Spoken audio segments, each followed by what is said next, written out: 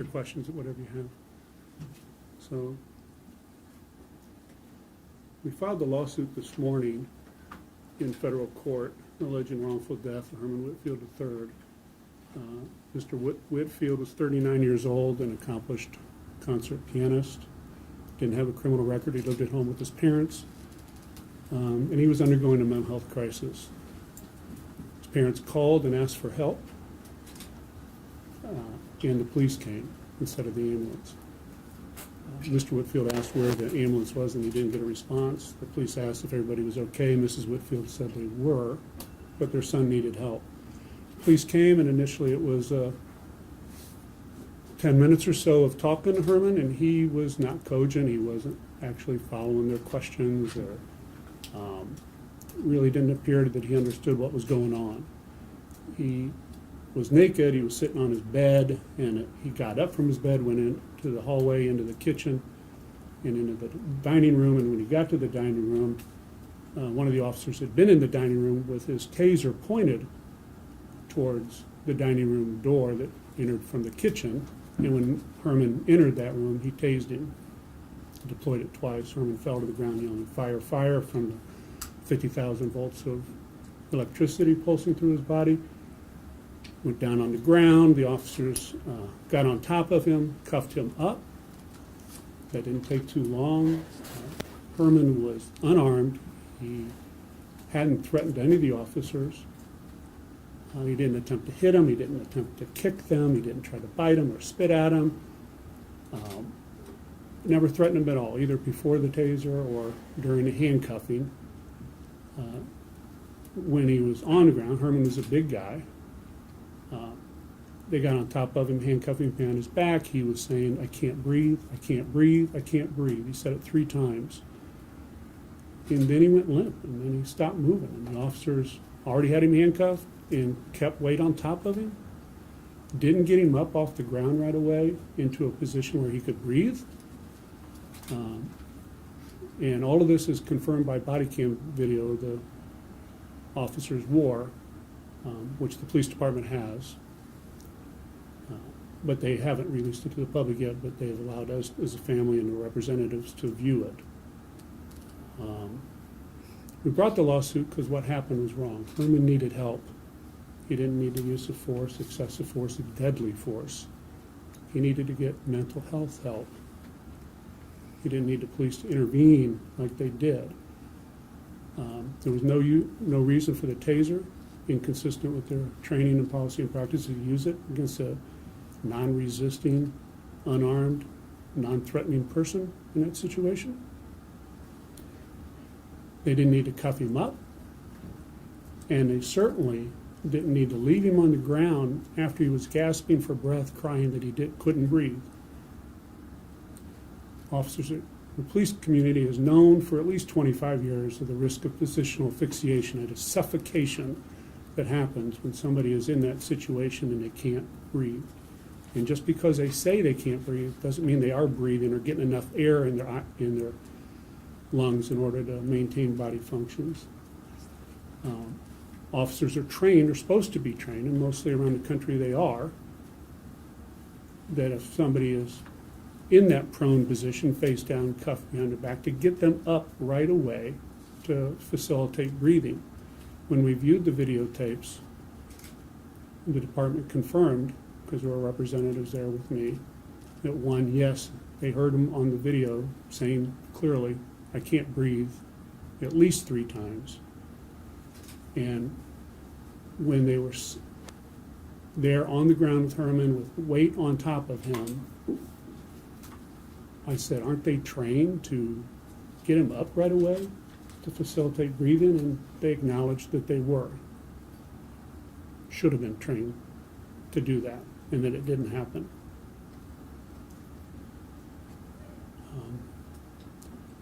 We brought this lawsuit, the Whitfields brought this lawsuit, because what happened to their son wasn't right. He shouldn't have died. They should have got him help. They tried to get him help. They were in their own home. Instead, the officers killed their son. And it's not right. And we're hoping through this lawsuit that we will incentivize the police department to make sure these officers are trained that way, to make sure that they have policies that require them not to use this kind of force, and if they have somebody down in a prone position, to get them up right away so that they can breathe, so that they don't die. This is a phenomenon that's known across the country. I sent some of you the New York Times article of a few years ago documenting, I think, 70 different cases of I can't breathe across the country. It happened in Minnesota with George Floyd. It happened in New York and around the country. It shouldn't have happened here, and it did, and it's wrong. And we're disappointed that the police department put out a narrative about this incident, what happened to Herman, saying that he made a quick movement towards the officers, and that's why they had to shoot him with the taser, and totally leave out, which didn't happen, and totally leave out the fact that he was gasping for breath, crying, "I can't breathe," and totally leave out that the officers violated what they acknowledge as their training to get somebody up right away to facilitate breathing.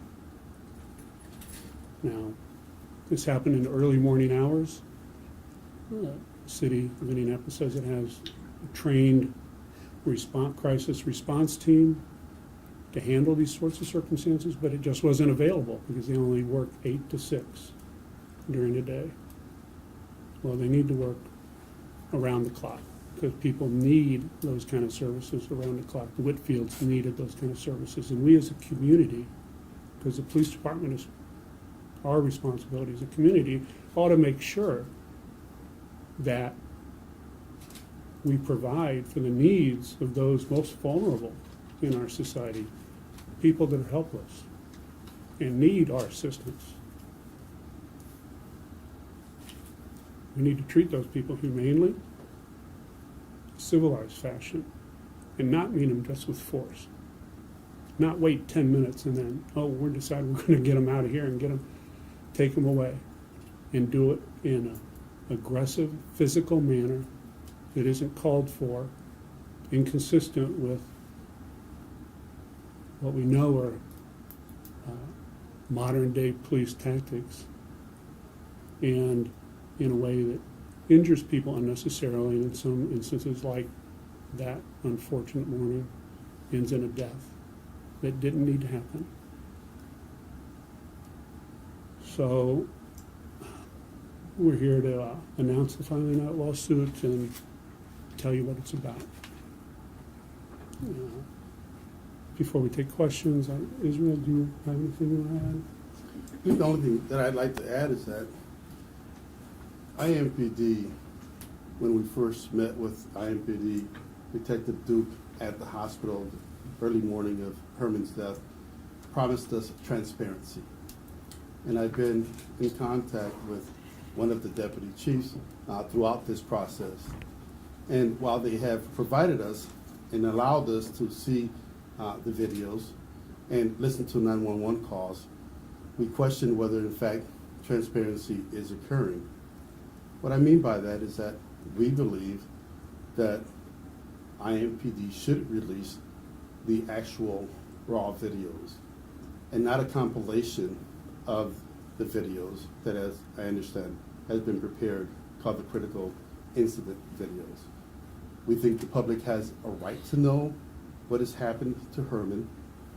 And again, the purpose and our main drive for filing suit, for the Whitfields filing suit, is because we want to see the system, we want to see IMPD change its protocol and make help available for individuals who are suffering for mental illness 24 hours a day and not just part of the day.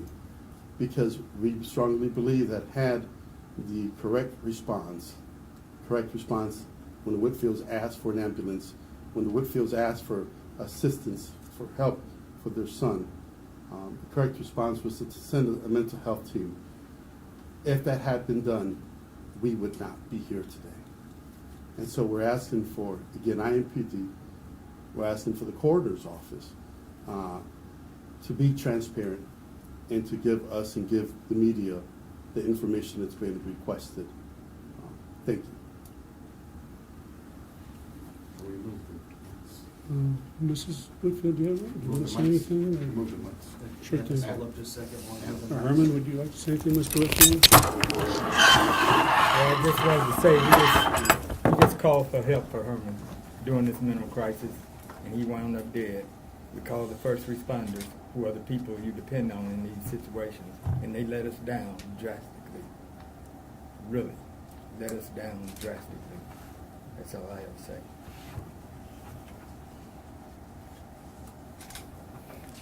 I don't have anything to say. No, I okay. just echo what my husband said. And we have been very supportive as Herman's parents. I don't know if you've read about his accomplishments. And he even talked about how supportive we were. And so we were just continuing what we've been doing for 39 years of supporting him. And Herman went to Buff High School, I he went to understood. above. Was he vice president of his He was vice senior president class? of the senior class. He's accomplished concert pianist. Yes, he started writing music when he was like 7 or 8. He asked for a computer, and so we got it. And that was in the 80s. I didn't even know. We didn't have a personal computer, but he asked for it. So we've always tried to do, to encourage him. And my family has been in Marion County since at least the 40s, and paying taxes and supporting the community and working, and we thought we were availing ourselves of services that they provide, and then they killed our son. So I'm just very disappointed and sad about what happened. I couldn't be more sad. That's all I have to say.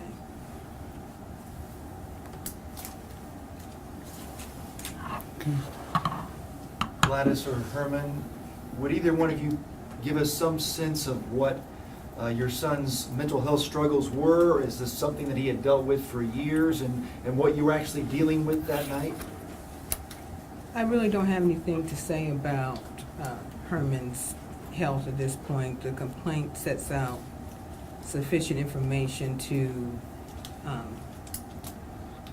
to form a basis for our action. This really doesn't have anything to do with what occurred in the past. It's what occurred that night. And I would also say, even if there wasn't a mental health crisis, for anybody, I just don't think the force was justified in the circumstances. Was he on any kind of medication?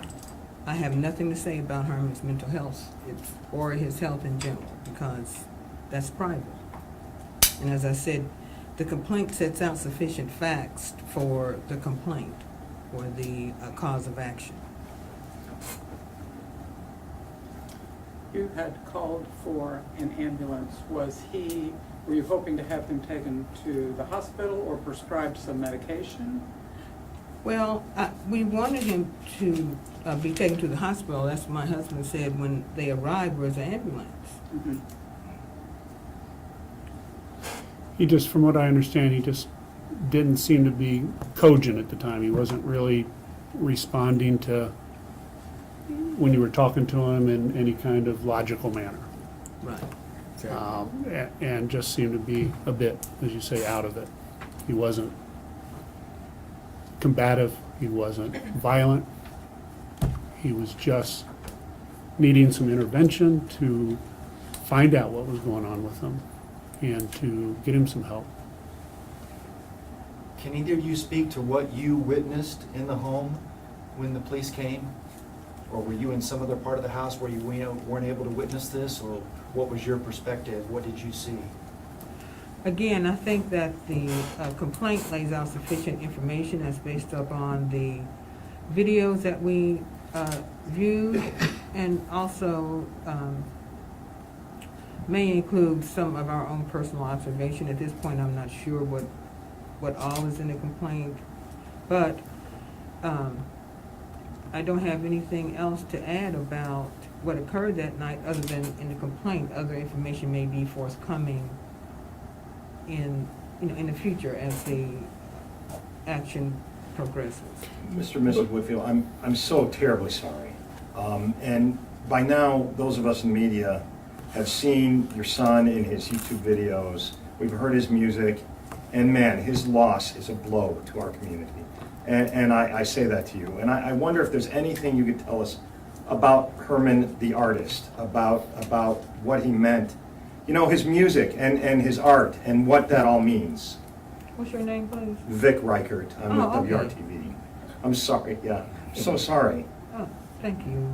Well, he composed his first symphony, I think, at about 8 or 9. Entered it into a contest with the Detroit Symphony, and the people he was competing against was college students and professors, and he won. So it was an amazing piece. It was called Scherzo for Orchestra, and I think it was in E minor or something like that. He was a genius. Yeah. Did Well, he was also compassionate. He was a compassionate person. He was Yeah. a loving son, and he was very intelligent, more than just musically. And I don't know if that's lost sometimes on people, but we've gotten so many cards and letters, and people telling us how smart he was, and they could get in a conversation with him and it'd go to a whole nother level. And he would talk to us about all sorts of things. He enlightened us. He talked to us about music, the history of music, how it intersected with politics, because he also had a degree in political science. So,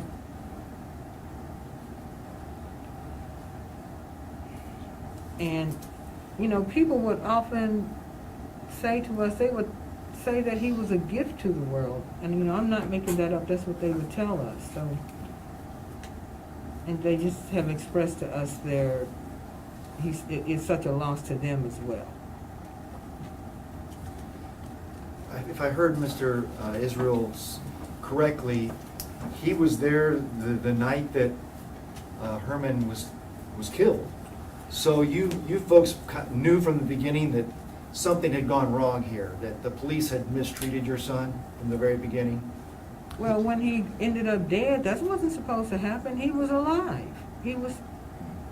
How can one think that something didn't go terribly awry when one calls for mental health concerns and then he's dead? Just to want to make a correction, so I'm also a friend of the Whitfields, and I arrived at the hospital with the Whitfields that early morning because law enforcement would not allow the Whitfields to leave the home as this was occurring, as they were investigating. The ambulance took away Herman, and law enforcement would not allow them to leave to follow the ambulance or to go to the hospital. That's when I received the call from the Whitfields and assisted them in leaving the scene and then making their way to the hospital. So that's when I joined them at the hospital. I was not there prior to that. What do both of you hope that bringing this lawsuit can shed some light on, or change, or bring some kind of peace or justice? What are you folks hoping for with this lawsuit? Well, hoping that the city can develop some kind of special unit for people going through things like this, and hopefully it wouldn't happen again. And just have the people available 24/7 to assist in these kind of matters when people are having a mental health crisis, because it doesn't make sense. People don't need to wound up dead just because they're in a mental health crisis. They need help. You just need to get the right personnel in to understand what's going on with the person and just give them the help that they need. It doesn't need to happen again. Sometimes that takes time, sometimes that takes talking, sometimes that, it takes reaching out and being compassionate. And a lot of officers are trained to, this is a run, Gotta get this run done and get to the next run. They didn't give it much time. Trained professionals wouldn't do that, that would have understood what was going on, would have taken the time, would have been more compassionate, would have figured out ways to get Herman dressed and out of the house so he could get some help. And that takes time. And they give him about 10 minutes. It's just sad. It's sad and it's wrong. I have another question that's hard, and I'm sorry I have to ask this, but you know, there are things that police say and do that they're not going to say out loud, right? But they hint at it. And in this case, the hints are pointing to the toxicology and things like that. So the question is there any reason to think Herman was on something that night? And again, I'm sorry. And if you want Rich or Israel to answer that, that's okay. Yeah, I don't think the parents were aware of any such thing. And if he was or not, we don't know. But the toxicology reports will show whatever they show. Could have been contributing factors, but we're not aware of those. But the video clearly shows that he's up and breathing, and you know, he's not right mentally at the time, but physically he's okay until he's tased and then climbed on top of by 4 or 5 guys and then left in a prone position face down where he says he can't breathe. The video kind of tells you all you need to know about what happened and why it was wrong. I appreciate your call for transparency, because everybody here has asked for that video. And we are as frustrated, well, we're more frustrated, because at least you've gotten to see it. No one's seen it besides you and the police department, and that is clearly wrong. I mean, if they want to be open and honest about what happened, they need to release everything. So you've got a whole bunch of supporters on that. Well, I lost my train of thought, so keep going. It's okay. We can come back to it, although Yeah. we're going to wrap this up, I think. If Yeah. anybody has, Have take you a few more received- questions and then roll. Marilyn? Can Israel and Rich, you talk about the 6 officers, why you named them individually, and do you know anything about them? Are they still employed by IMPD? And how successful do you think your pursuit of damages from them will be? Well, we did name the 6 officers who were there at the time. They are all still employed by IMPD. They are on administrative leave in the sense of they are not on the streets right now. We understand they're in administrative positions, though, working at some administrative jobs. We don't know what those are. We named them individually because under the law, I mean, the Constitution, the Fourth Amendment, limits their use of force and makes officers individually liable. Now, in the real world, officers don't pay compensatory damages that are awarded against them when the harm that has occurred was in the scope of their employment, which it was clearly here. So the city of Indianapolis is ultimately going to be on the hook for any damages. But it's important to name the individual officers because they were the ones that did what they did. If there's one thing that you could say to Herman, what would it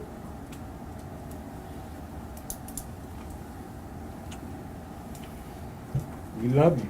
We love him. We love him. We love him.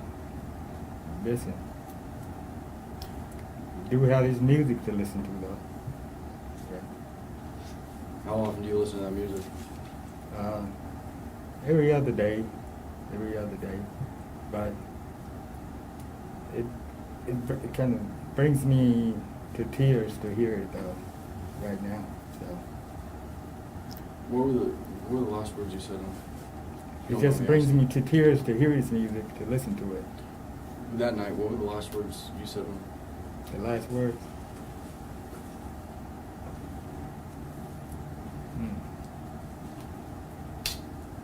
I asked him whether you all right. I said, "Are you all right?" But I didn't get a response.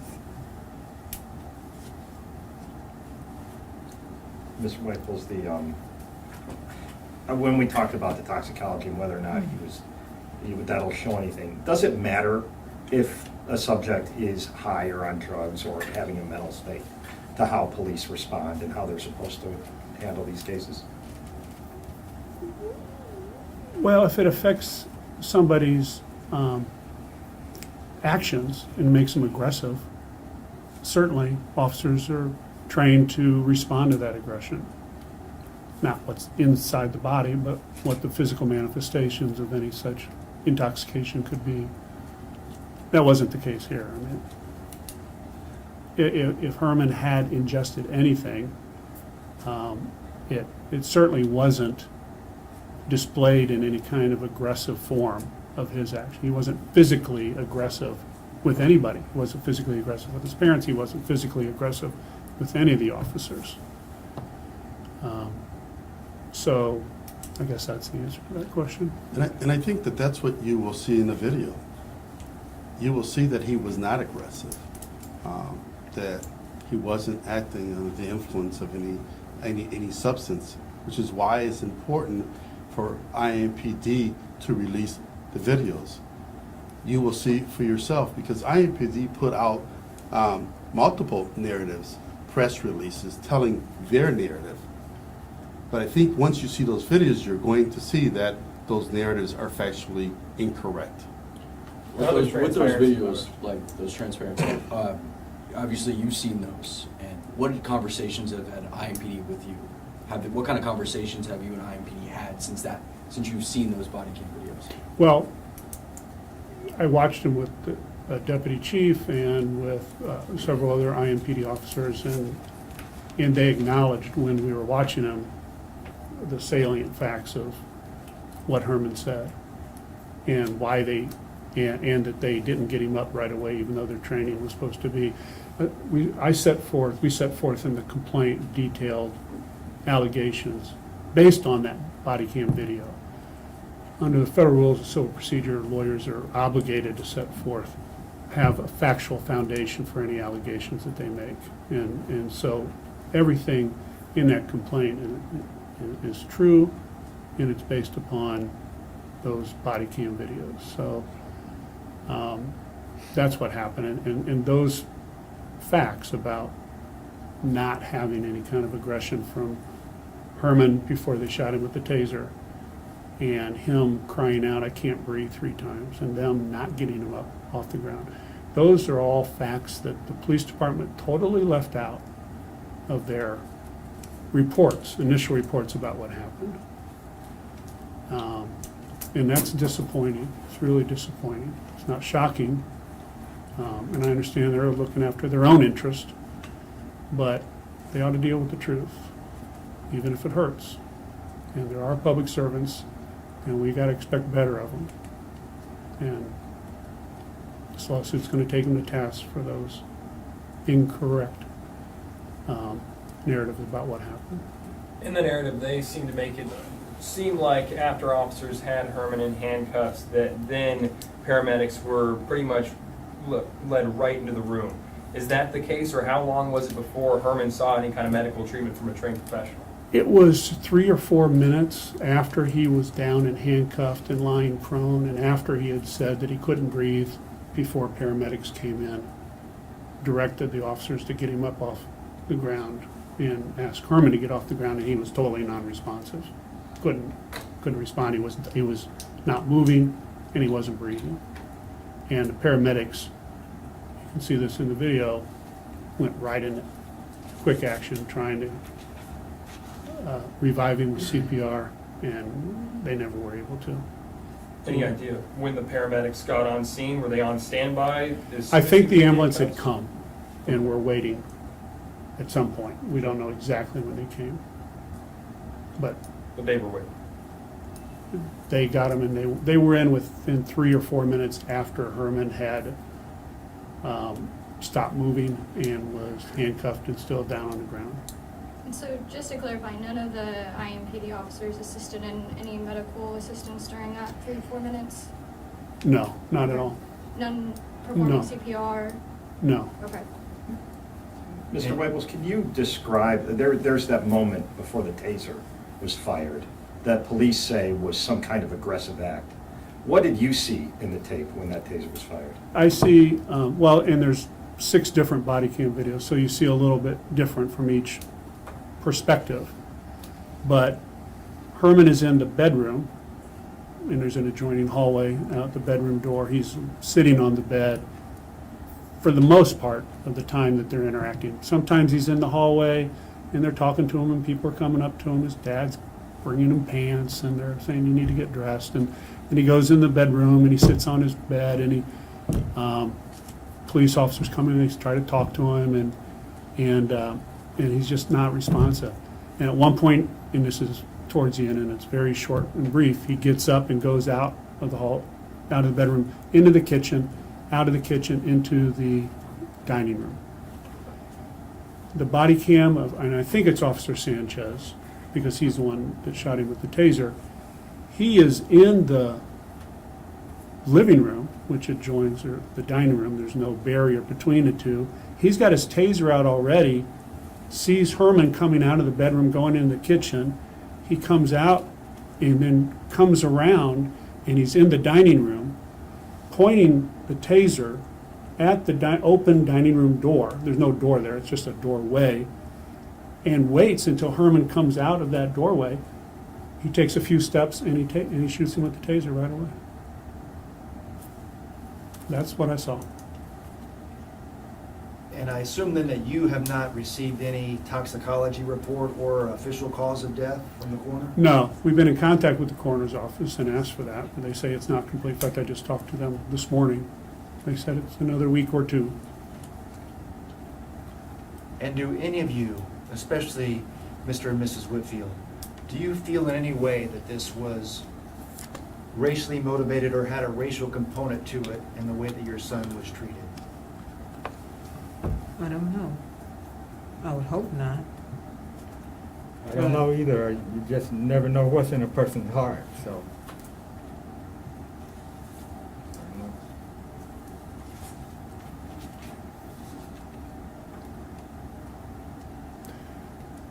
know. Okay. Well, thanks for being here. Really appreciate it. We can wrap it up.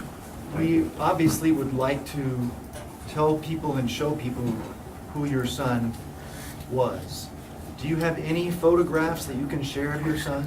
Oh, and we told some of you we would bring some, but the Whitfields said there are a lot of photographs of Herman on the internet already, nicer ones and nicer quality than what they had, they said.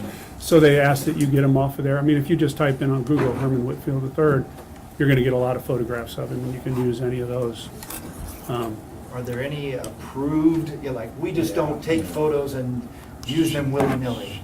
We have to have permission to use photos. Is any kind of Facebook account or something that you would recommend us to, that you would give us authorization to use, that you have some kind of authority? I don't know that he had a Facebook account or No, what he had on there. I don't think he I did. don't know So, if he did either. I mean, whatever you can get on the internet, the Whitfields here affirmatively say you can use. Would you say that? Yes. So there you go, you get that on audio and video. I would say with respect to his music, Kyle, is it Long? Kyle, with WFYI did, Yeah, I heard his show. on Cultural Manifesto, did a whole thing on Herman's music, and it was really good. I encourage people to listen to that. Thank you so much. I'm sorry, one more thing. Was Herman your only son, your only child? Well, not the only child, but he was the only son. Okay, you have other children. Yes, one more. Thank you.